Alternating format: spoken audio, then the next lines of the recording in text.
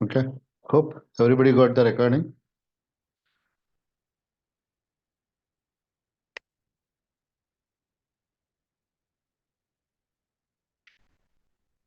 Okay. So today we are going to discuss what is DevOps and what is the importance of this, why we should go for this course, and what are the prerequisite. Okay. So all these things we're going to discuss.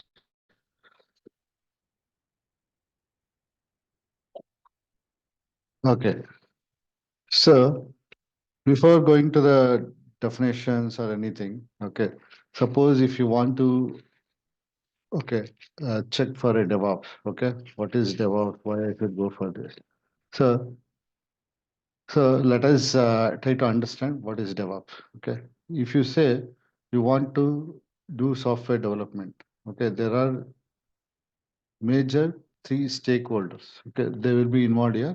And then when we talk about that, so the first will be the development team and then the operation team. Okay. And then we'll be having a end customers. Okay. So before going to this, suppose, okay, if you ask 10 people for a definition of DevOps, and likely you get 10 different answers. Okay. So if you want to find a definition of your own, so what you people are going to do? So your research will probably begin with asking the Google, right? What is DevOps? So naturally, what happens? You'll go to a Wikipedia and then you'll try to understand what is the definition, right? So here, before going to that, we'll take or we will understand this DevOps with a real life example. Okay. So Ram and his family runs a food restaurant. Okay, food restaurant business. Ram's father is the owner of the restaurant. Okay. Ram one day discovers a new food recipe while cooking in house and wants his dad to introduce this new recipe on the restaurant menu so that it can be served to thousands of customers. But Ram's dad refuses to accept this recipe as he is not sure whether this recipe has met all the quality standards his restaurants needs to be maintained. Also, he is not sure of that, like he is not sure, okay, if that chef who are already working on preparing daily menu would be able to cope up with this additional load. And finally, whether the customers will like,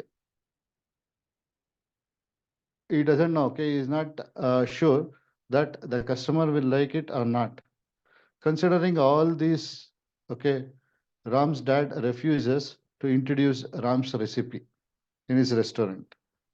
This really frustrates Ram, who knows his recipe is perfect and need to be in the menu. Now, consider Ram as developer. Okay, consider Ram as developer, and his father is from the IT operations. Okay, so here also similar deadlock arises when a developer wants to develop a new code and deploy it to production. While IT operations is IT operations is skeptically about aligning this development because they don't know whether it will work or not. Okay. In a normal code development life cycle, like you will be having a development and the support operations, development and support operations.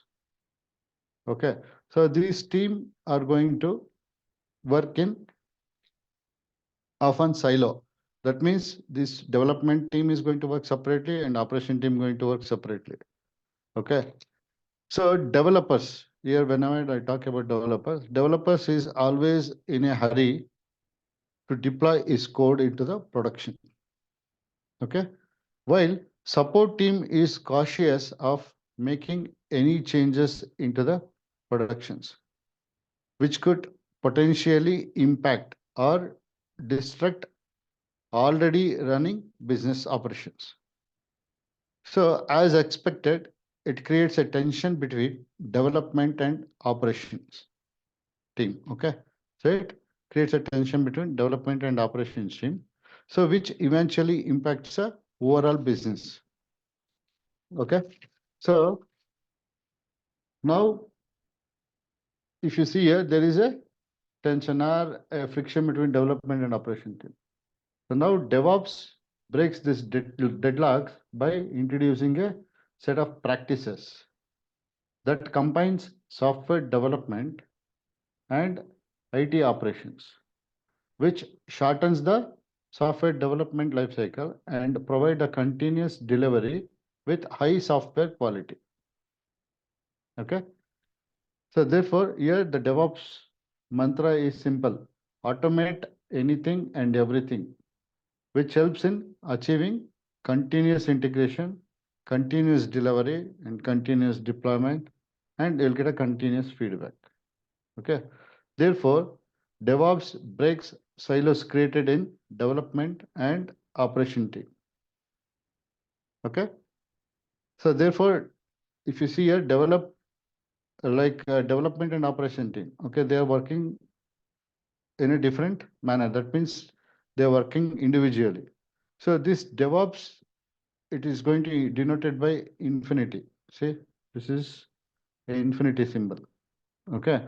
So as DevOps processes runs in an infinite loop, and the key process are like it include all these things: plan, code, build, test, and then release, deploy, operate, and monitor.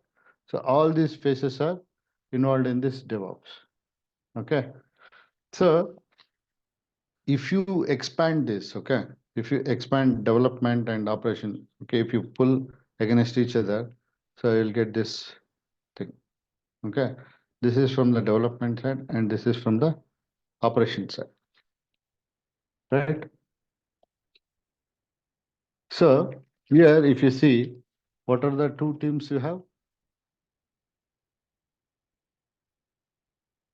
Okay, you have a development team and then the operation team. So the left side is development side and right side is the operation side.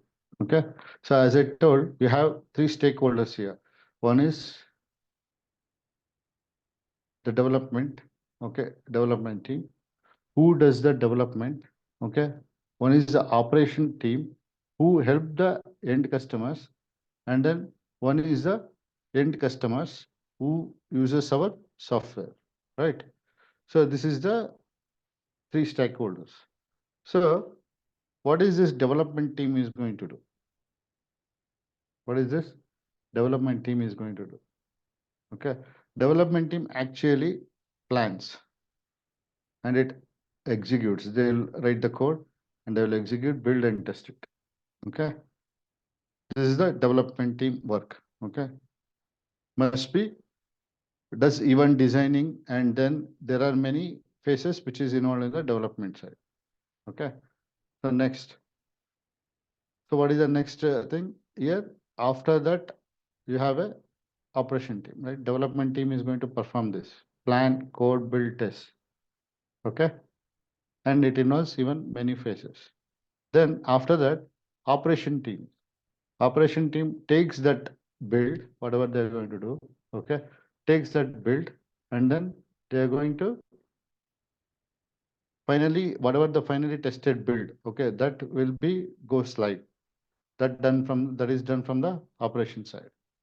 Okay, so here the operation time after pushing that whatever that code they developed to the live, okay, the operation team trains and supports the end customer and is going to monitor that. Okay, monitor the entire application whether it is working fine or not. They are going to do that. So on. So this is what they're going to. Now these two different teams, there are two different teams, right?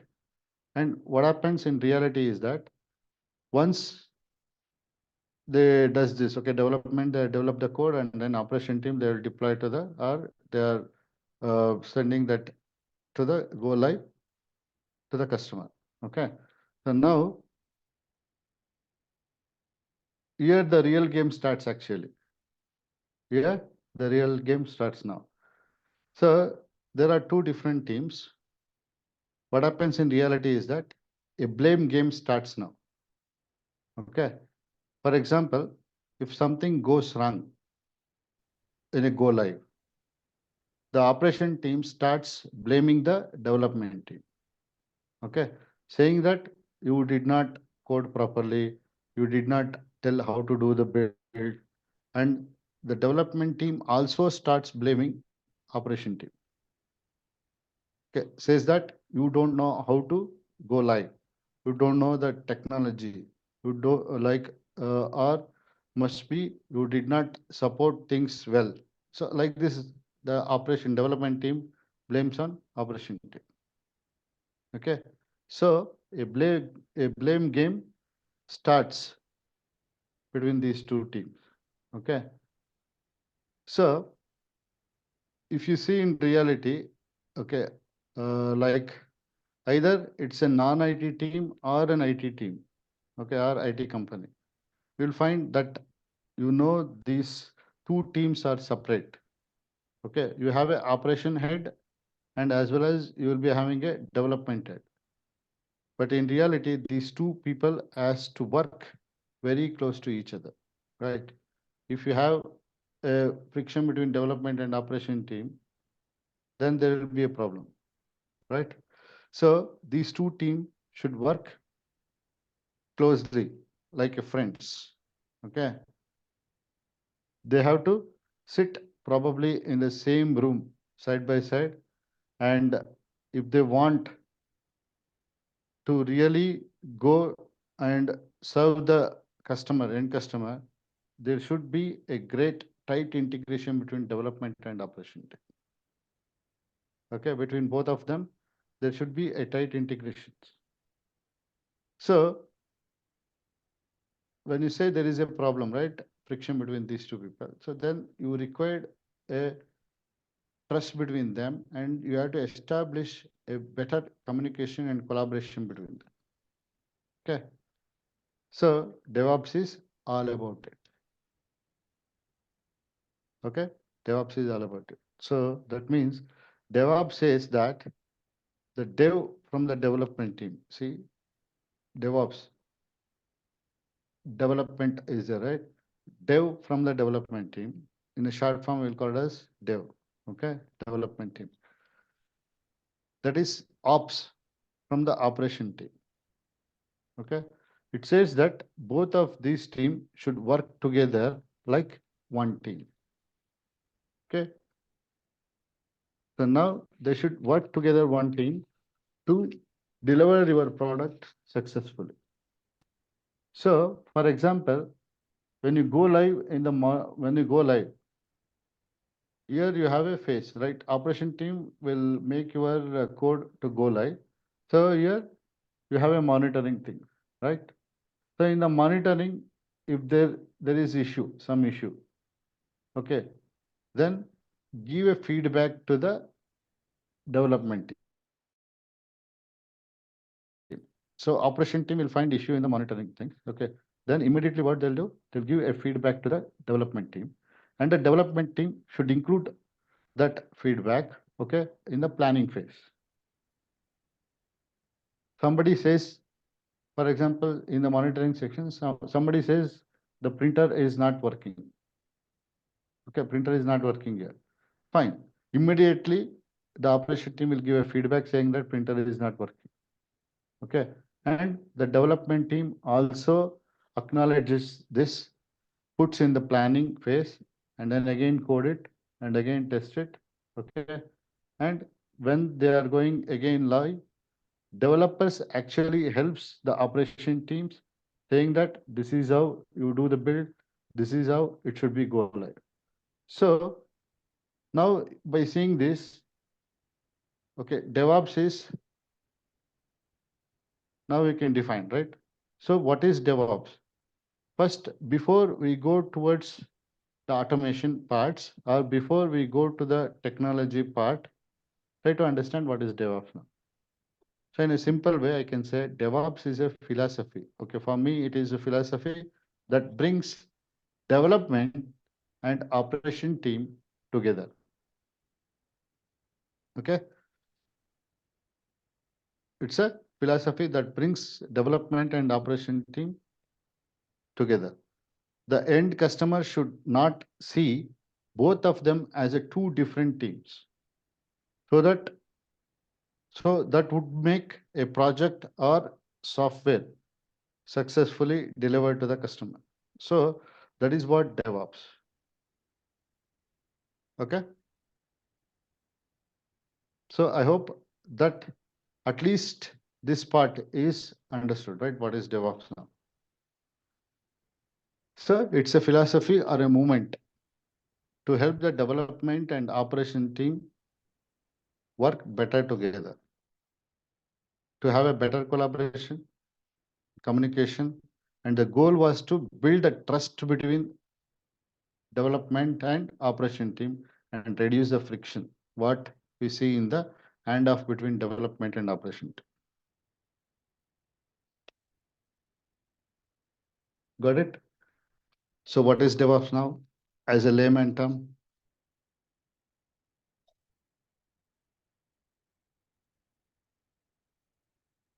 Okay. So because of this DevOps, we are going to release the product or a software development product to the customer within the time and with a good quality. So DevOps team ensures that there is increased collaboration and then decreased silos. And you're going to share the ownership. Okay. And overall, you're going to improve the quality of the product. That is the main purpose here. Okay. So now I hope, okay, you know what is DevOps and how it works. Okay. So now this is the term DevOps. Okay. So here you have so many phases. We'll come to this one by one. So by seeing this, you can understand, okay, never-ending story. This DevOps is a never-ending story until and unless the software development is going to happen. Okay, software product which you're going to deliver to the customer. So that means whenever you want to do anything in a software, this DevOps is must and should. The first place comes into the DevOps because you have to do all this activity. Okay, so that is why nowadays, okay, you're finding a lot of demand for this DevOps. Okay. So now you will see how this DevOps, okay, evolution happened. See here, before going to the DevOps, okay, in olden days, like 12 years before, so we used to follow this traditional waterfall model. Okay. Traditional waterfall model. So here, what we used to do is we used to take 1 year to release the product to the customer. This is a long life cycle we used to follow. Okay, if anything goes wrong in this again traditional waterfall model, we have to repeat the cycle. To repeat the cycle, you used to take a 1 year again. So in the real world, nobody waits for 1 year, right? Nobody waits for 1 year. So there is a lot of competition. So that is why the waterfall model is replaced by agile development methodology. Okay, this is again agile development. That means here what we used to do is imagine that you have an application which you have to develop. Okay, that is nothing but banking applications or any application. So you have imagine that you have 10 features which you have to deliver to the customer. So if you take 1 year to deliver that entire application, so nobody is going to wait. So the next they have introduced this agile development methodology, and it is replaced by this. It is replaced the traditional waterfall model, and it goes to the agile development methodology. In this, what I'm going to do is I'm going to deliver the application in a short life cycle. That means I'm not going to deliver the entire application, 10 features. Okay. First, what I'll do is within 1 month, I'll deliver one feature, and the customer is going to verify that. If everything is fine, then the next month, second feature. Like that, I go on delivering a feature in an iterative way so that the customer is able to see that whatever you are going to develop each feature. And in case of any issues, we'll send a feedback. And again, you are going to fix that issue which is occurred in the second month. You're going to fix that while delivering the in a third month. Like that, at the end of the feature which you're going to deliver, 10th feature. So whatever changes, whatever issues occurred in ninth feature, up to ninth feature, you're going to fix that and you're going to deliver it in the 10th feature. So in case of any issues, so then and there only you're going to fix that, and immediately your application will be available. Okay, so this will call as a short life cycle. Okay, so requirements change frequently, and then you're going to development that needs in a faster way. So from traditional waterfall model, it has moved to the agile development methodology. So now here we are going to focus more on development side. So we never focused on operation side. So that was a gap, okay, between the development and operation team. So because of that, next we introduced something called DevOps approach. Okay, so where we are going to concentrate on deployment side also, operation side also. Okay, since the world is dynamic, we required a short life cycle, and we should release the product, okay, frequently, and then test it. If any the issue, immediately fix that, and again send it to the customer, get the feedback. Okay, so here operation needs to be agile. Okay, that means operation team also, here we are going to concentrate on operation team, where what we are going to do is we are going to help the operation team to do the deployment in a frequent frequently, or we are going to do the deliver in a faster way. So here the DevOps approach, as I told, development and operation team, right? So here we focused on development and as well as operation side. That means we are giving a prominence to even agile development methodology also, and then we focus on operation side also. Okay, that is what DevOps approach. So from past 12 years, we introduced this DevOps. Okay, so it has grown slowly, and then now there is a lot of demand for this DevOps approach. Okay, so by seeing all these things, now if you see what is a DevOps? DevOps is a software development approach or a practices, okay, or a methodology. We can say like this.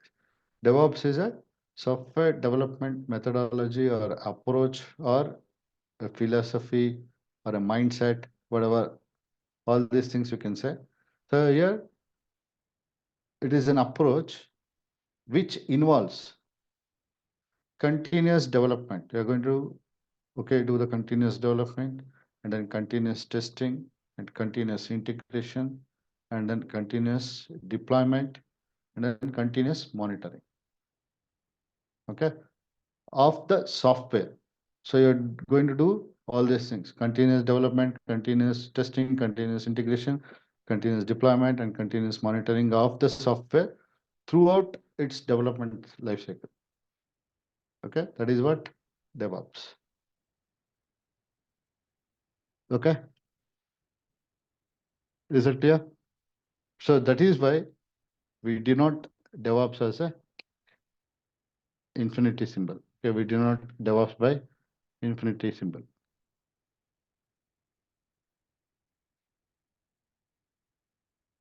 Okay,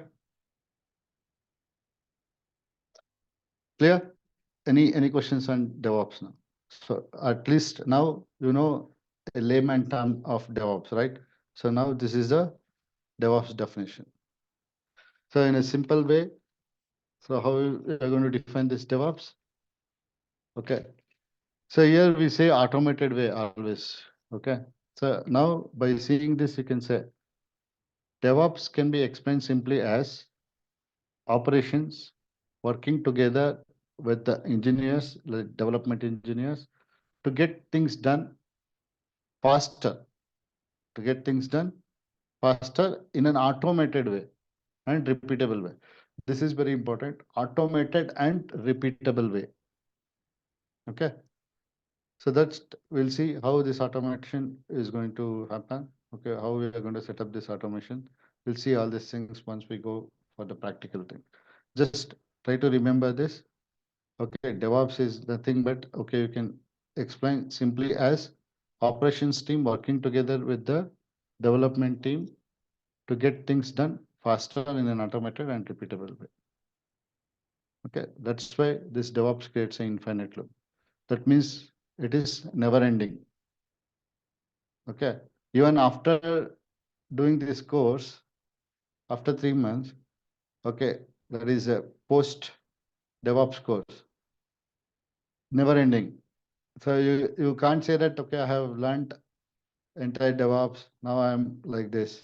It is not like that, never ending. So we have to learn the new things. There will be the upgradation again and again. So they will introduce some more things. Okay. This is a process, right? So it is never ending. So that is why it shows an infinite loop. Okay. So DevOps create an infinite loop of release and feedback for all your code and deployment targets. Okay. So now I said this DevOps is a process. Okay. Right. DevOps is a process and never ending. So then how we are going to establish this DevOps practice for any project? So for that, you require a set of tools. Okay, you require a set of tools to achieve this DevOps process. Or to implement this DevOps process, you require a set of tools. So these are the best practices which follow in DevOps practice to implement and then to achieve the successful delivery of your product. So what are the tools we are going to use? See here, there are so many tools here. Okay. So even each phases of your DevOps, we use a different tools. So planning, we use some tools like, okay, IBM Rational Rose. Coding. Okay. So once you do the code, I have to place the code in a safer place. You can't keep in your system because I don't know if anything has happened, like your system is crashed. How can I recover this code? So that is why I can't keep my code in my system, local system. So we'll be having a centralized server where we are going to manage this code. After development from the development side, I have to keep that code in a safer place. For that, I'm going to use this Git and Subversion. These are the two tools. Okay. Now, whatever the requirements we're going to get, like from the line of business meeting. Okay. So we're going to get some of the ideas. Okay. Some of the requirement. Suppose already you have developed your application and the customer wants to enhance some more features. Okay. That is also an idea, right? So enhancement request or the defects, all these things are a requirement. That requirement is managed in Jira. Okay. So this is one tool. Here for version control, I'm going to use Subversion and Git. And then for build automation, I'm going to use Ant and Maven. This is a two tools. Okay. 3 plus 2, 5. Next, you'll be having. So if it is a Java code, then we'll use Ant and Maven. Okay. This is Gradle is also for Java tool only. So we'll cover these two. Okay. So 2 plus 2, 4 plus 1, 5. The next testing JUnit we are going to do 6, and then we'll integrate this with the operation team. So for integration, we use Jenkins 6 plus 1, 7. So next, for configuration management, we are going to use Chef and Ansible. Okay, 7 plus 2, 9. And then for monitoring, we use Nagios and then other tools. Okay, 9 plus 1, 10. And then we have something called containerization. We use something called Docker. Okay, let me show that.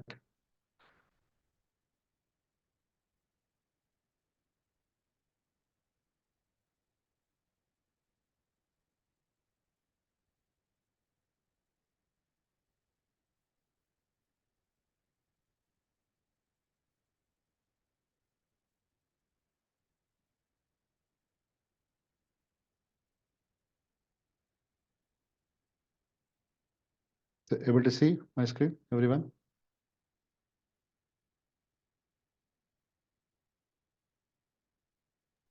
Yes, sir.